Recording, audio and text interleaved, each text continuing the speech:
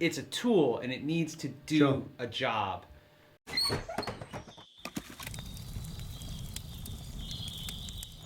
Hey guys, I'm here with Warren from Produce Like a Pro, and we're going to spend some time together and talk about music and gear and these guitars, these PRS guitars. And to be honest, we actually were already talking. Yeah, we're like, we need to be recording.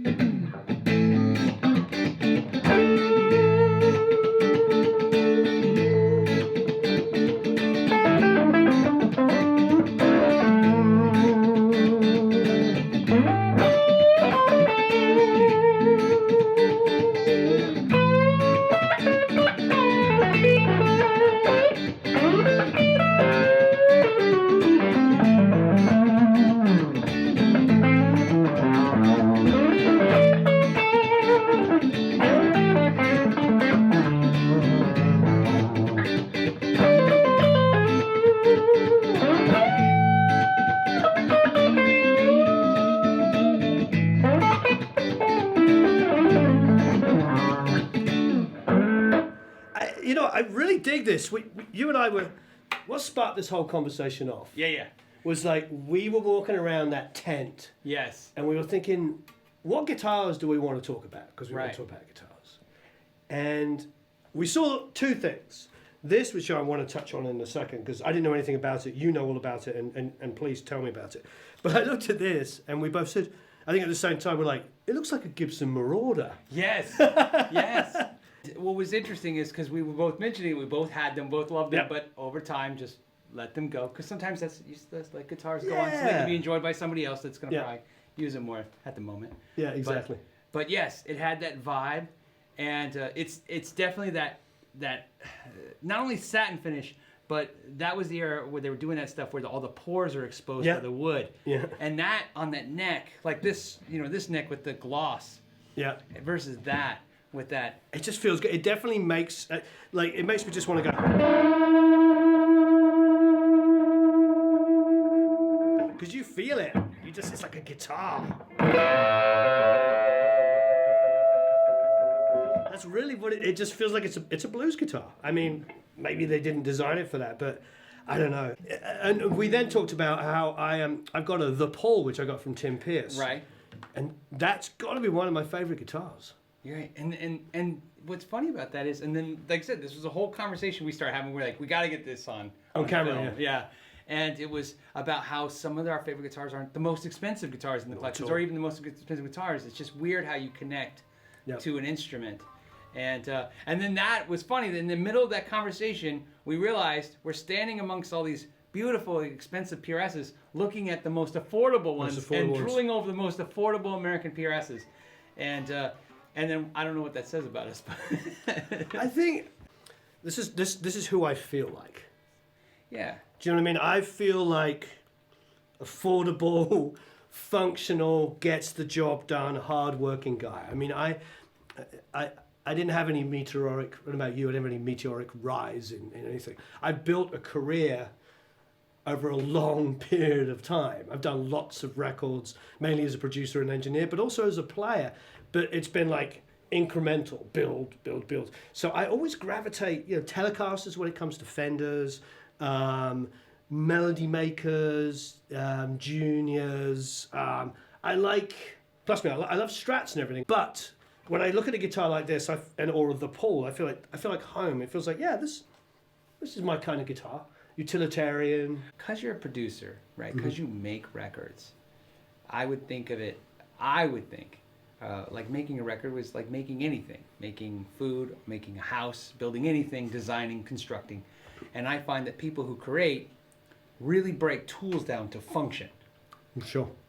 So do you think that's part of that? You look at instruments and you can appreciate the beauty, but literally it's a tool and it needs to do a job.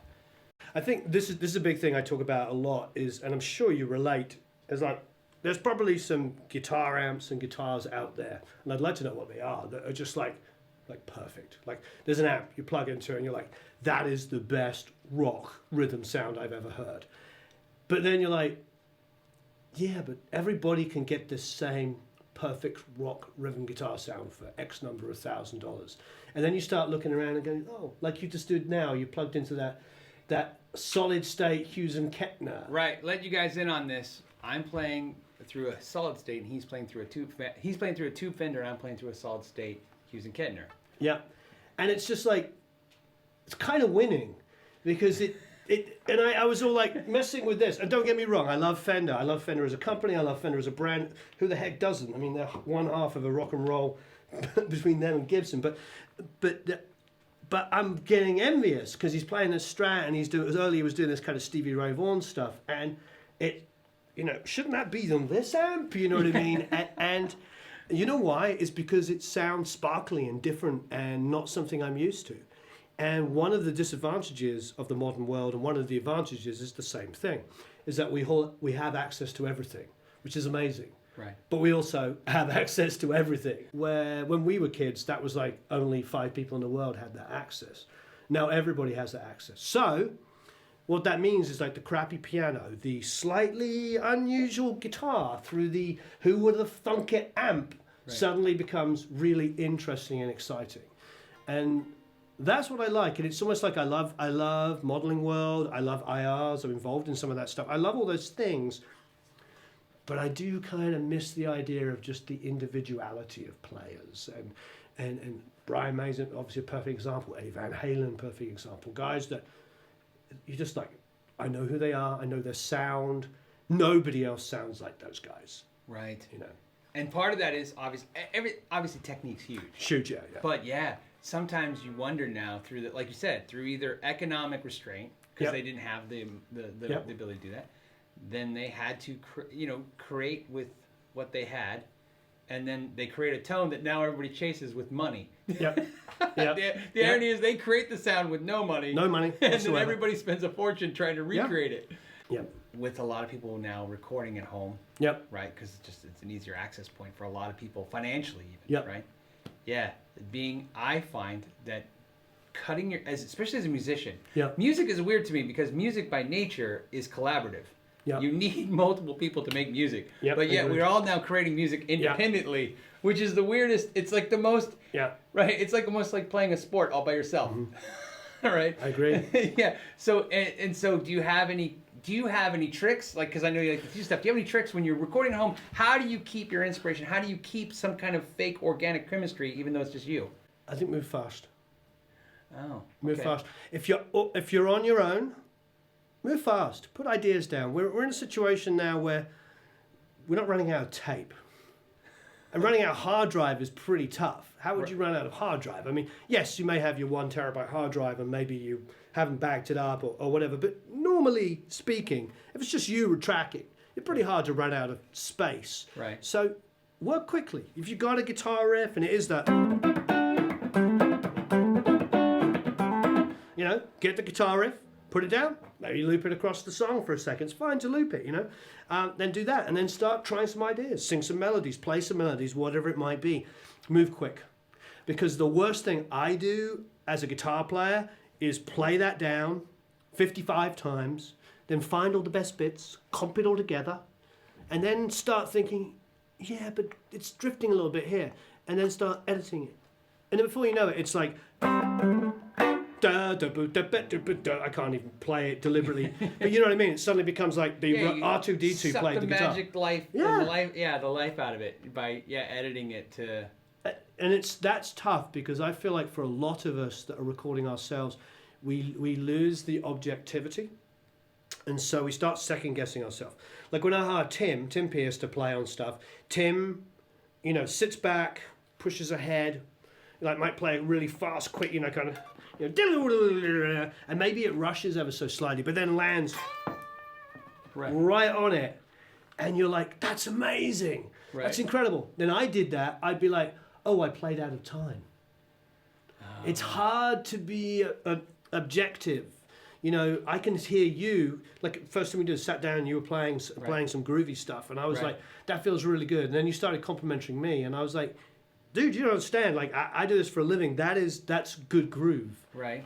Doesn't matter if it's two-handed tapping on 95 strings and all this kind of stuff. Right. You know, the only people that care about that are other guitarists. You know, what real human beings care about is a groove, is a feel, Right. is a song, is something, you know, that they can connect to. And if that's what you're doing, that's what you're doing. And it's really difficult for many of us to separate ourselves and listen to it in an objective way. And so the best way for me to do that, I've found, is to move quickly. Now, I've learned that from many ways, but the biggest one was working with Steven Tyler.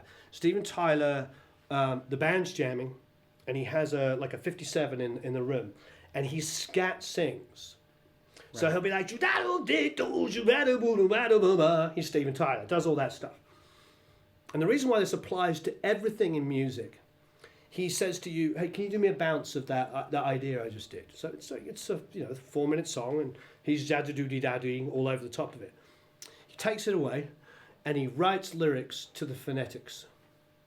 So if he's singing, it'll be, I don't know why you can lay. You know, he'll keep all the phonetics, he'll keep all the rhythms, he'll write lyrics that match it. Because what he's doing that feels good and feels right cannot be replicated. He can't, if he starts trying to redo it and reinventing it, it won't have it. And so I saw him do that in like 3 or 4 songs, and it just works so well. Right. Like he went with his instinct, his gut. And I think a thing that I like to say, he trusted his ears. He trusted what his ideas were, and he went with them. So to me, I apply that to everything we do. It's like your instincts, your ears, you know. I don't know about you, I've been in a guitar center and I've heard somebody grooving on something, and I look around, it's like a 15-year-old kid. Right. It's just, you don't, I love Brian May, I love Jeff Beck, but you don't have to be Jeff Beck to write an amazing guitar riff. No, I don't. Yeah, I can see that point. Yeah. Like, amazing guitar riff is, I mean, look, as much as we love, you know.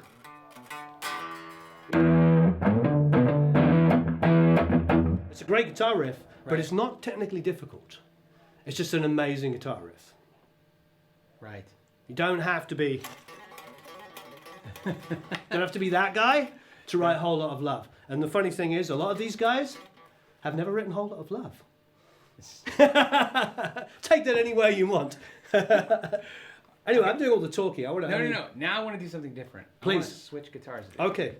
And we're gonna and so now you're gonna have the solid state amp. I'll have the tube amp. You'll have the. Oh, I love this.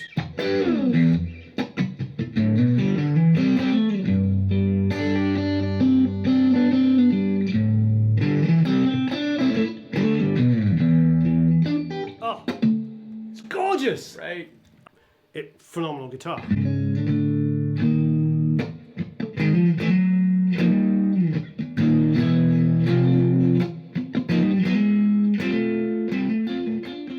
It's like an ultra strat, isn't it? Yeah, it's just smooth. But you're right, it is weird to have that kind of, that's steep of a radius, is that the right word? Yeah. Yeah. It's nice. It's nice for runs. I think, I'm just guessing, I'm thinking the reason he went with the 7 1/4 was because he rolls his thumb over. He does the G chords, the way, I don't do it that way. Like, you know how like Hendrix did the F chord? Like this? Yeah, like that. Yeah, I don't do that. I do the traditional kind of F chord.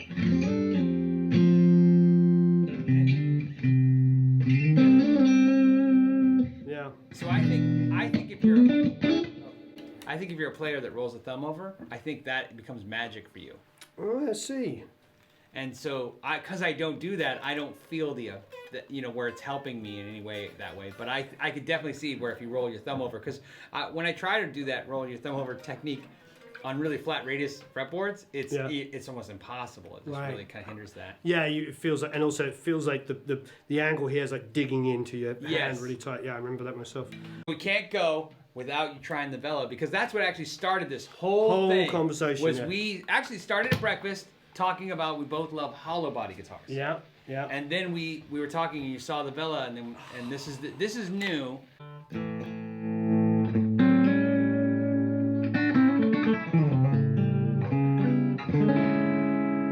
This is gorgeous.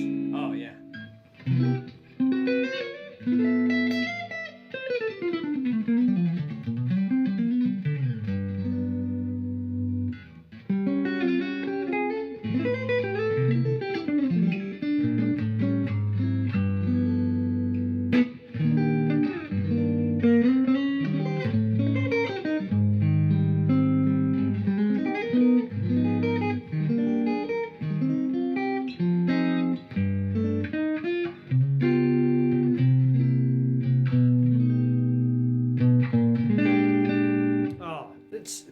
No, see, this is me. This is like it's unusual. Like, what is that? Yeah. You know, there's a what is that pickup. Actually, two what is that? And what is that bridge? And what is that bridge? And it's got a thin line kind of feel about Right. it, but it's a glued neck. Yes. So it's got sustain. I think a really, I know this is silly, but a really perfect choice of that ivory color. That's not, Gorgeous. yeah, it's not white. It's not like yellow. It's that, ivory color, which suits it. You know what it is for me? It looks like something that would have existed, 40, 50 years ago. Yeah. And then you just found it in a pawn shop. You know what I mean? And what is Yeah, it? it's the player's surf guitar, isn't it? Because it plays like, if you want to be shred-tastic. If you want to be shred-tastic, it can shred. Yeah, so you can shred on it, you can jazz on it, you can, I presume you can rock on it.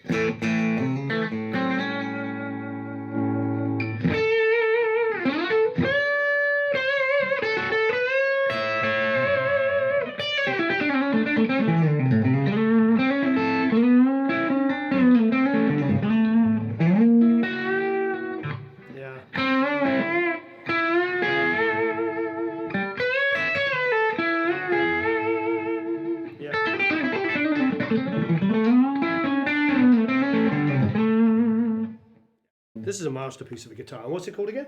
That's the Vela. The Vela. Yeah. This is an exceptional guitar for the price. And it feels like, and how to express it, like this could be your guitar. This is like my guitar. Right. Rather than I'm playing a Strat like Jimi Hendrix, I'm playing a Les Paul like Paul Kossoff.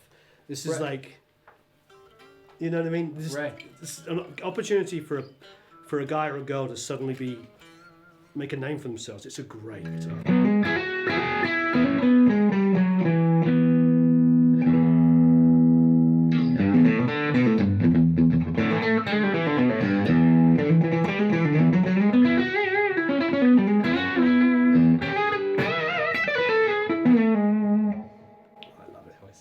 All right. On that note, I think we're going to wrap it up. Thank you ever so much. Thank you so much for coming I on love the your channel. show. Absolutely Thank you. love it. Please check out Produce Like a Pro. And until next time, know your gear.